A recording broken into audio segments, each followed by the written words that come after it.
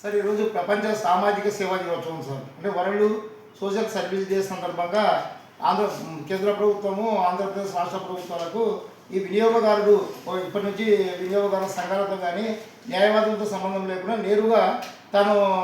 ఏదైనా అన్యాయానికి గురైతే ఆన్లైన్ పోర్టల్లో 45 గంటల లోపల అప్లై చేస్తే 30 రోజుల లోపల నేరుగా వినియోగదారునికి పరిష్కార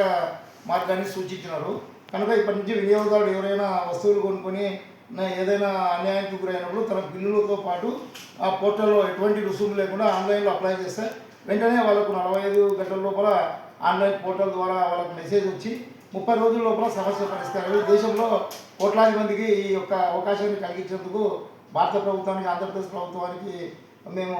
ధన్యవాదాలు తెలుపుతూ, అదేవిధంగా డోన్ పట్టణంలో వినియోగదారులకు త్రాగునీటి, సాగునీటినే, విద్యుత్ శక్తి, తర్వాత మురికి కాలువల ఇవైతేనేమి,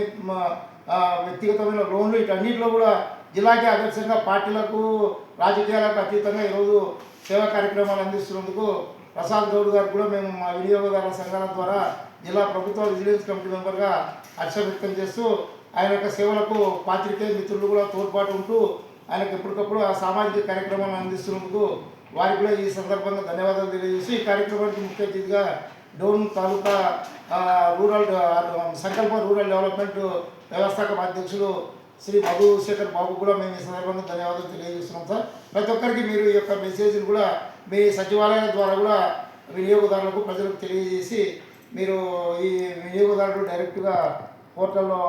ఆన్లైన్ నమోదు చేసుకునే విధంగా మీరు ఆదేశాలు జారీ చేస్తారని చెప్పి ఈ సందర్భంగా తెలియజేస్తూ, రాష్ట్రంలోనే డోన్ సచివాలయంలో ప్రతిష్టాత్మకంగా 5 మంది సచివాలయ ఉద్యోగులపై చర్య తీసుకొని ఈరోజు మొత్తము అంటే ఈరోజు డోన్లోనే